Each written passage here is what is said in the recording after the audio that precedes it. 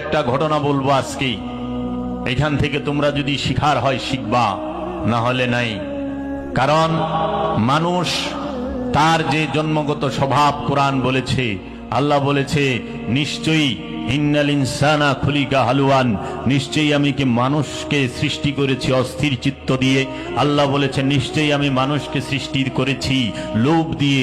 আল্লাহ বলেছেন নিশ্চয়ই আমি মানুষকে সৃষ্টি করেছি অধৈর্য দিয়ে, অহংকার দিয়ে।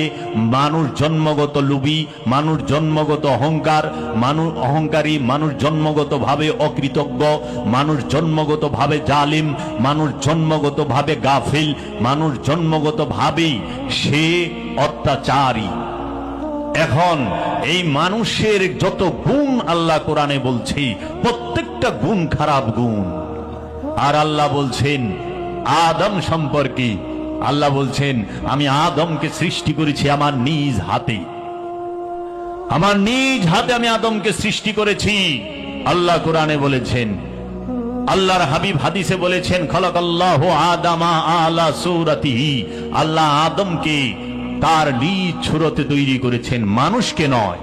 মানুষ কখনো আল্লাহর সূরত না, আল্লাহর সূরত হচ্ছে আদম। আল্লাহর সূরত হচ্ছে আদম, মানুষ নয়। কারণ মানুষ যদি আল্লাহর সূরতের হয় তাহলে নমরুদ আল্লাহর সূরতে হয়, ফেরাউন আল্লাহর সূরতে হয়ে যায়। কারণ ফেরাউনও মানুষ, নমরুদও মানুষ। আবু জেহেল আল্লাহর সূরতে হয়ে যায়, আবু লাহাব আল্লাহর সূরতে হয়ে যায়, সাহেবা, উকবা, জুলখাইশ, মুগিরা, এই যত প্রকার এই নজদি, এই সমস্ত যত কাট্টা কাফেরগুলো আছে তারা সবাই আল্লাহর রূপের হয়ে যায়। কিন্তু জানিয়ে রাখো মানুষ কখনো আল্লাহর সূরতের হয় না।